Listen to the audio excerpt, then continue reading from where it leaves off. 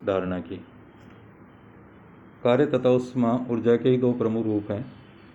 जब किसी तंत्र की अवस्था में परिवर्तन किया जाता है तो तंत्र की ऊर्जा में परिवर्तन होता है, जो कार्य के द्वारा व्यक्त किया जाता है। हम बात करते हैं प्रसार कार्य की, मीन्स दाब आयतन वर्क। किसी गैसीय तंत्र के प्रसार से उसके आयतन वृद्धि होती है, जिससे तंत्र के दाब के विरुद्ध कार्य करना पड़ता है। परिपार्श्विक में यह कार्य उत्पन्न होता है। इसे घर्षणहीन भारहीन पिस्टन लगे सिलेंडर द्वारा समझाया जा सकता है।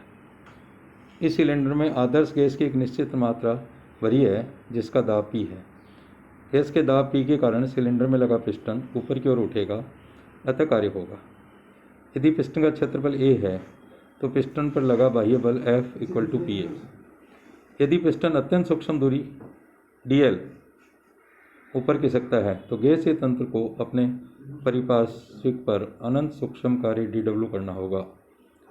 अतः dw = F × dl, बल गुणा विस्थापन = F/A × A dl means F/A dv, या आयतन dv = A × dl।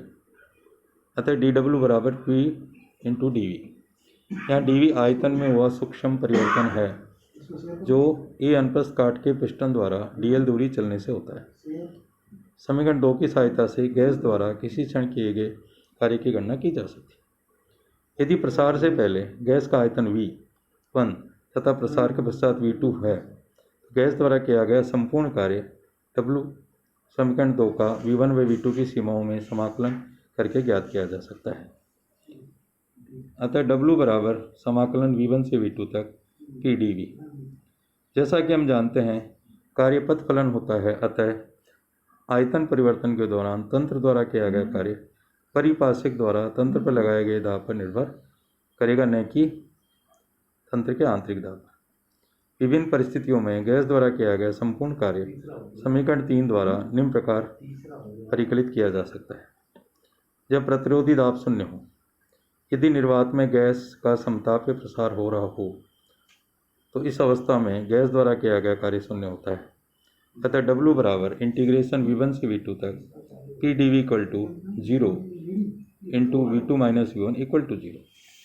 जब प्रतिरोधी दाब स्थिर हो, जब स्थिर वायुमंडलीय दाब पर गैस का समतापीय प्रसार हो रहा है तथा प्रतिरोधी दाब माना P है, तो W = integration V1 to V2 Pdv = P × V2 - V1 = P ΔV, या P RT/P2 - RT/P1।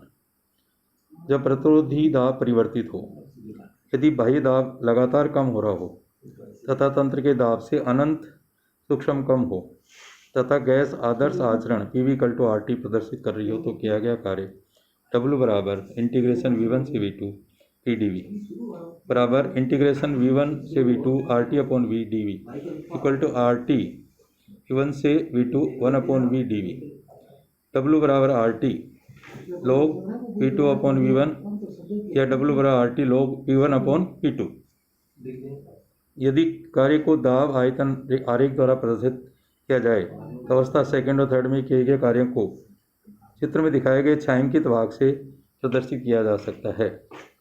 उपरोक्त दोनों आरेखों से स्पष्ट है कि अवस्था थर्ड में तंत्र द्वारा अधिक कार्य किया जाता है। नेक्स्ट है संपीड़न कार्य, वर्क ऑफ कंप्रेशन। जब परिपार्श्विक द्वारा तंत्र का संपीड़न किया जाता है, तो परिपार्श्विक तंत्र पर कुछ कार्य करता है। इस कार्य को नष्ट हुआ कार्य भी कहा जाता है। इसकी गणना भी प्रसार कार्य की भांति करते हैं। संपीड़न में आयतन में कमी होती है, अतः ΔV = नेगेटिव मीन्स ऋणात्मक, इसलिए तंत्र पर किया गया कार्य ऋणात्मक होगा। संपीड़न कार्य का चिन्ह ऋणात्मक ही नहीं होता, अपितु इसका परिमाण भी प्रसार कार्य से ज़्यादा होता है।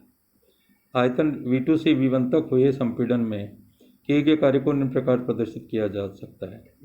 यदि संपीड़न दो पदों में किया जाए, तो पहले V2 से V1 तक तथा फिर V से V' से V आयतन तक तो का कम कार्य किया जाता है।